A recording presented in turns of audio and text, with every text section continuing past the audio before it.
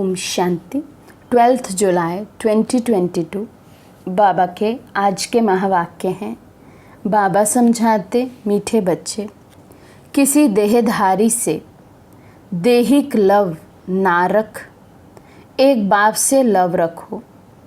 अशरीरी बनने का पूरा पूरा अभ्यास करो।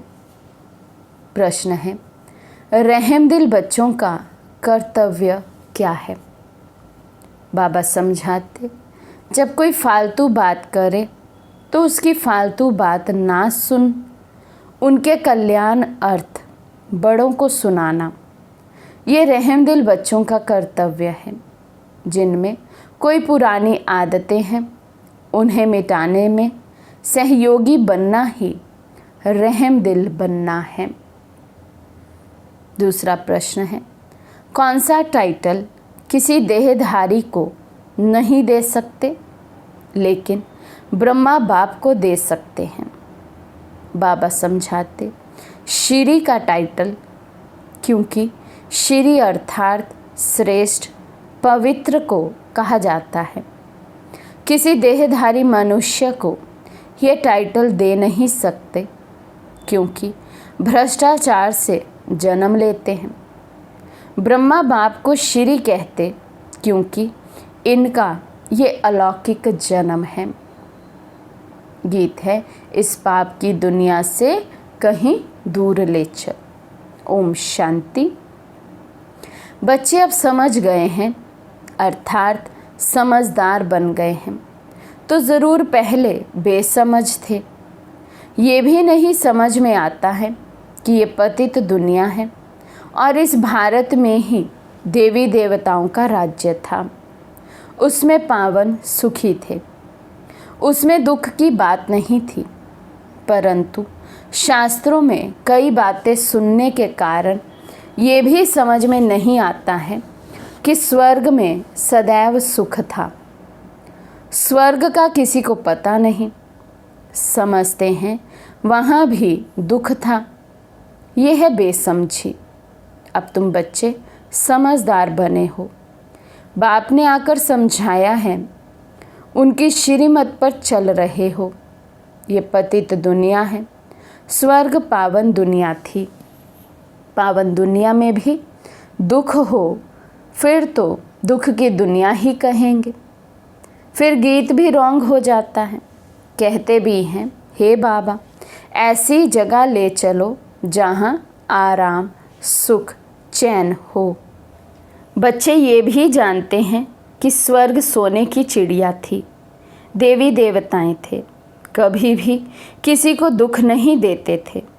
गाते भी हैं, फिर भी शास्त्रों में ऐसी बातें लिखी हैं जो समझते हैं ये परंपरा से चली आती हैं। कृष्ण पर भी झूठे कलंक लगा दिए हैं। कहा जाता है, जैसी दृष्टि वैसी सृष्टि। समझते हैं सारी सृष्टि ही पतित है। इस समय उन्हों की दृष्टि ही पतित है तो सारी सृष्टि को ही पतित समझते हैं। समझते हैं परंपरा से पतितपना चला आया है। अभी तुम बच्चों में समझ आती जा रही है, सो भी नंबरवार पुरुषार्थ अनुसार परमपिता परमात्मा के बच्चों को डायरेक्शन मिलते हैं। आत्माओं को बैठ बाप समझाते हैं। सभी आत्माएं पतित हैं, इसलिए पतित आत्मा पुण्य आत्मा कहा जाता है। बाप आत्माओं से बैठ बात करते हैं। तुम हमारे अविनाशी बच्चे हो, फिर मम्मा बाबा भी कहते हो। इस दुनिया में किसी को भी पिताश्री नहीं कह सकते। श्री माना श्रेष्ठ। एक भी मनुष्य श्रेष्ठ है नहीं, ये तो एक की ही महिमा हो सकती है। यहाँ तो सब भ्रष्टाचार से ही पैदा होते हैं, इसलिए श्री कह नहीं सकते। भल तुम इनको इस समय कहते हो क्योंकि संन्यास किया हुआ है श्रेष्ठ बनने के लिए। तुम जानते हो कि अभी हम फरिश्ते बनने वाले हैं। भ्रष्ट को श्री कह नहीं सकते। श्री लक्ष्मी, श्री नारायण, श्री राधे श्री कृष्ण कहते हैं। मंदिरों में भी उन्हों की महिमा गाते हैं। अपने को श्रेष्ठ कह नहीं सकते। अब तुम बच्चों ने समझा है, भारत श्रेष्ठ था, शुद्ध सृष्टि थी। अभी पतित सृष्टि है। पतित को ही भ्रष्टाचार कहेंगे। वे लोग भ्रष्टाचारियों को श्रेष्ठ बनाने के लिए सभाएं करते हैं, परंतु दुनिया ही भ्रष्टाचारी है, तो कोई किसी को श्रेष्ठाचारी बना कैसे सकते हैं। बरोबर ये रावण राज्य है, जिस कारण रावण को वर्ष वर्ष जलाते हैं। जलता ही नहीं, फिर खड़ा हो जाता है। ये भी मनुष्यों को समझ में नहीं आता। जिसे जला दिया उसे फिर हम नया क्यों बनाते हैं। इससे सिद्ध होता है कि रावण राज्य गया नहीं है। स्वर्ग में जब राम राज्य होता है, वहाँ तो एफिजी निकालेंगे नहीं। कहते हैं रावण को जलाया, फिर लंका को लूटा। रावण की लंका सोनी बनाते हैं, परंतु ऐसा है नहीं। ये तो सारी दुनिया लंका है। रावण राज्य में तो सब है। वे श्रीलंका तो आइलैंड है ना।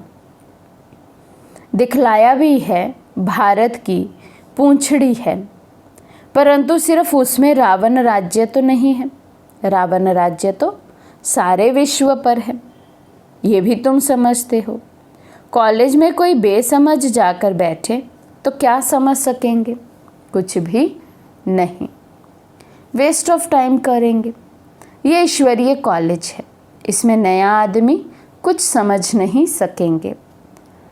7 दिन क्वारंटाइन में बिठाना पड़े जब तक लायक बने। फिर भी अच्छा आदमी रिलीजियस माइंडेड हो तो उनसे पूछना है, परमपिता परमात्मा तुम्हारा क्या लगता है? वे तो हैं आत्माओं का पिता, और प्रजापिता भी तो बाप है। ये पॉइंट्स बड़ी अच्छी हैं, परंतु बच्चे अर्जुन इतना हर्षित नहीं होते हैं। बाप कहते हैं तुमको नई नई पॉइंट्स सुनाता हूँ जिससे तुमको नशा चढ़े, किसी को समझाने की युक्ति आए। फॉर्म भराने की कॉपी में पहले ये प्रश्न लिखाना है। कहेंगे परम पिता तो पिता हुआ ना, फिर उस समय सर्वव्यापी का ज्ञान उड़ जाएगा। तुम जब प्रश्न पूछेंगे तो कहेंगे वे तो बाप है। हम सब बच्चे हैं, इतना मान जाएं तो झट लिखा लेना चाहिए। प्रजापिता के भी बच्चे ठहरे। शिव हो गया दादा और वे बाप। शिव बाबा तो स्वर्ग की स्थापना करने वाला है, तो ज़रूर उनसे ही वर्षा मिलेगा। सहज से सहज बातें निकालनी पड़ती हैं, बहुत सहज है। मित्र संबंधियों के पास भी जाओ, उनको भी ये समझाओ। ये तो नशा है ना। हम बाबा द्वारा दादे से वर्षा पाते हैं, बाप दादा से वर्षा पाते हैं, माता से वर्षा नहीं मिलेगा। बाप को ही स्वर्ग की स्थापना करनी है ना, वही मालिक है। जैसे उनको दादे से वर्षे का हक है, वैसे पोतरे पोत्रियों को भी हक है। बाप कहते हैं मुझे याद करो। मैं तो कहता नहीं हूँ कि इस देहधारी को याद करो। बाप सन्मुख बात कर रहे हैं। कल्प पहले भी ऐसे ही समझाया था। वर्षा भी तुमको बाप दादा द्वारा मिलता है, ऐसे नहीं कि मम्मा से मिलता है। तुमको देह अभिमान बहुत आ जाता है, देहधारियों से लव हो जाता है। तो देहधारियों से लव होना, आकर्षण होना, अटैचमेंट होना, बुद्धि उनमें जाना, बाबा कहते ये भी देह अभिमान है। हे आत्माएं, तुम अशरीरी आई थी, फिर अपना पाठ बजाते बजाते अब 84 जन्म पूरे किए हैं। अभी मैं कहता हूँ तुमको वापस चलना है। मामेकम याद करो तो विक्रम विनाश होंगे। देहधारी को याद करने से विक्रम विनाश नहीं होंगे। तुम अंजाम करते हो बाबा हम आपको ही याद करेंगे। बाबा कहते भक्ति मार्ग से तुमने ये वायदा किया है बाबा, हम केवल आप ही को याद करेंगे। तुमको इस पुरानी दुनिया में अब रहना ही नहीं है, इसमें कोई चैन नहीं है, इसलिए कहते हो ऐसी जगह ले चलो जहाँ सुख चैन मिले। तुम कहते हो हम पहले जाएंगे शांति धाम, जहाँ शांति ही शांति होगी, फिर जाएंगे वहाँ से सुख धाम में, जहाँ शांति सुख दोनों है। जब दुख है तो अशांति है, सुख में तो शांति है ही, परंतु वे शांति नहीं, शांति धाम है आत्माओं का स्वीट होम। तो भले स्वर्ग में भी शांति तो है, लेकिन बाबा कहते जैसी शांति शांति धाम में है वैसी शांति तो स्वर्ग में भी नहीं। बाप सारे आदि मध्य अंत को जानने वाला है। अब तुम बच्चों का धंधा ही है पढ़ना और पढ़ाना, और अपने शरीर निर्वाह अर्थ कर्म भी करना है। तुम जानते हो हम इस मृत्यु लोक से अमर लोक में चले जाएंगे वाया शांति धाम। ये बुद्धि में याद रखना है, जब तक मृत्यु नहीं हुआ है पढ़ना ही है। ये तो याद कर सकते हो ना। अब हमको जाना है अपने घर, ये दुनिया ये सब कुछ छोड़ना है, खुशी होनी चाहिए। ये बेहद के नाटक का राज भी समझ गए हो। हद का नाटक पूरा होता है तो कपड़े बदली कर घर चले जाते हैं, वैसे अब हमको भी जाना है। 84 जन्मों का चक्र पूरा होता है। याद भी करते हैं हे पतित पावन आओ, याद शिव बाबा को ही करेंगे। एक तरफ कहते पतित पावन आओ, दूसरे तरफ कह देते परमात्मा सर्वव्यापी है। कोई अर्थ ही नहीं निकलता। बच्चों को कितनी अच्छी रीति समझाते हैं कि शांति धाम को याद करो, ये दुख धाम है। और गुरु गोसाई को ये कहना आएगा नहीं सिवाय तुम ब्राह्मण ब्राह्मणियों के। इस दुख धाम का विनाश भी सामने खड़ा है। ये वही महाभारत की लड़ाई है। यूरोपवासी यादव भी है और कौरव पांडव भाई भाई भी हैं। एक ही घर के हैं ना। भाई भाई में युद्ध हो नहीं सकती। यहाँ युद्ध की बात नहीं। ये भी वंडर है ना, मनुष्य क्या नहीं कर सकता है। जो बातें हुई ही नहीं वे भी बना बना कर एक दो की दिल को खराब कर देते हैं। व्यास भगवान का धंधा भी देखो कैसा है। मनुष्यों का धंधा है एक दो को लड़ाना। ये तो एक रस्म है, सब एक दो के दुश्मन बनते हैं। बच्चे भी बाप का दुश्मन बन पड़ते हैं। अब तुम्हारी बुद्धि में देखो क्या है, और शास्त्रों में देखो क्या क्या लिख दिया है। उनका फिर मान कितना रखते हैं। बड़ी परिक्रमा दिलाते हैं। देवताओं की मूर्तियों को भी रथ पर बिठाए बड़ी परिक्रमा दिलाते हैं। फिर सबको समुद्र में डाल देते हैं। मृत्यु लोक की रस्म रिवाज सबकी अपनी अपनी है। बाप का प्लान देखो कितना बड़ा है। सबके प्लान ख़त्म कर देते हैं और सुख धाम की स्थापना करते हैं। बाकी सबको शांति धाम में भेज देते हैं। तुम बच्चे देखो किसके सामने बैठे हो। बाबा कहते याद करो, नशा चढ़ाओ अपने आप को, किसके सामने बैठे हैं, किससे पढ़ रहे हैं, कौन हमें समझा रहा है। निश्चय है परम पिता परमात्मा ज्ञान का सागर है। इन ऑर्गन्स द्वारा हमको नॉलेज दे रहे हैं। और कोई ऐसा सत्संग होगा क्या? अभी बाप सामने बैठ समझाते हैं। जानते हो बाप हम आत्माओं से बात करते हैं, हम कानों से सुनते हैं। बाबा इस दादे के मुख द्वारा बोलते हैं। जो रतन बाबा के मुख से निकलते हैं वही तुम बच्चों के मुख से निकलने चाहिए। फालतू बातें सुनते भी नहीं सुननी है। कोई तो बैठ खुशी से सुनते हैं।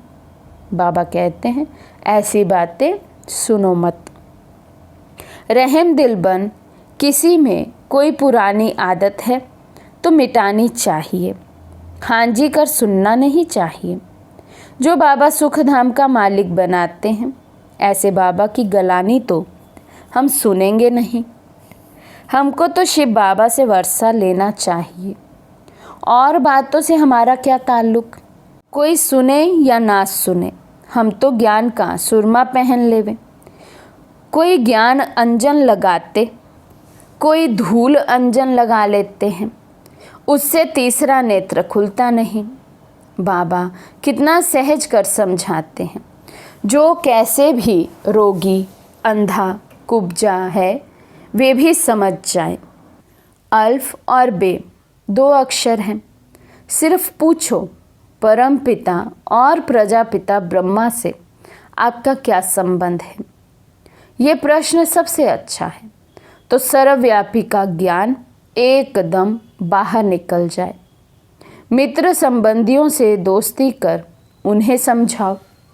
बहुत मीठा बनो, तुम्हारा काम है परिचय देना। भल दुश्मन हो परंतु उनसे भी मित्रता रखनी है।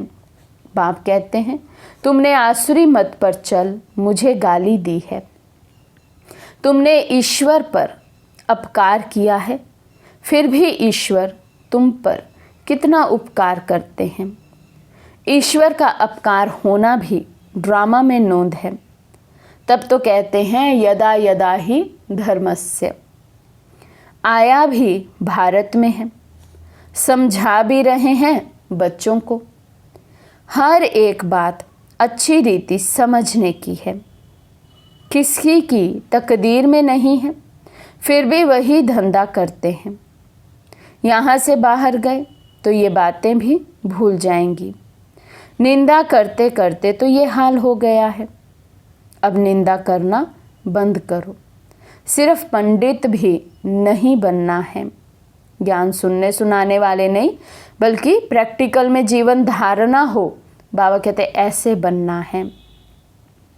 तुम पक्के राजयोगी हो, ऐसे ऐसे समझाओ तो तीर भी लगे। खुद में खामी होंगी तो दूसरे को बोल नहीं सकेंगे, पाप अंदर खाता रहेगा। बाबा हर बात बहुत अच्छी रीति समझाते हैं। कल्प पहले भी ऐसे ही समझाया था, भूलो मत। सिमरन करते करते अंत मतिसो गति हो जाएगी। सवेरे उठ बाप को याद करो तो अंत में देह भी याद ना पड़े। हम आत्मा हैं। बस बाबा कहते यही मंजिल है कि अंत समय में केवल ये याद रहे मैं आत्मा हूँ और मैं शिव बाबा का बच्चा हूँ। अच्छा, मीठे मीठे सिकी लदे बच्चों प्रति माता पिता बाप दादा का याद प्यार और गुड मॉर्निंग। रूहानी बाप की रूहानी बच्चों को नमस्ते। हम रूहानी बच्चों की रूहानी बाप दादा को दिल व जान सिकवा प्रेम से नमस्ते नमस्ते नमस्ते जी। धारणा के लिए मुख्य सार। फर्स्ट पॉइंट, जो रतन बाप के मुख से निकलते हैं वही अपने मुख से निकालने हैं।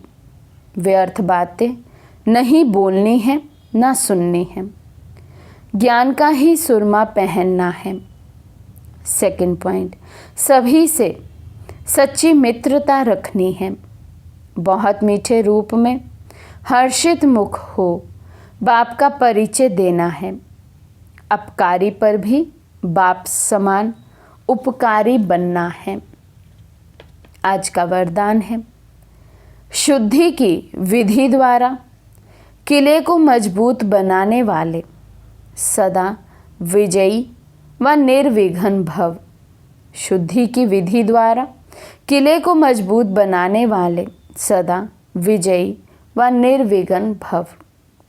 जैसे कोई भी कार्य शुरू करते हो तो शुद्धि की विधि अपनाते हो, ऐसे जब किसी स्थान पर कोई विशेष सेवा शुरू करते हो व चलते चलते सेवा में कोई विघ्न आते हैं तो पहले संगठित रूप में चारों ओर विशेष टाइम पर एक साथ योग का दान दो। सर्वात्माओं का एक ही शुद्ध संकल्प हो विजयी। ये है शुद्धि की विधि। इससे सभी विजयी व निर्विघ्न बन जाएंगे और किला मजबूत हो जाएगा। स्लोगन है, यथार्थ कर्म का प्रत्यक्ष फल है खुशी और शक्ति की प्राप्ति। यथार्थ कर्म का प्रत्यक्ष फल है खुशी और शक्ति की प्राप्ति। अच्छा, ओम शांति।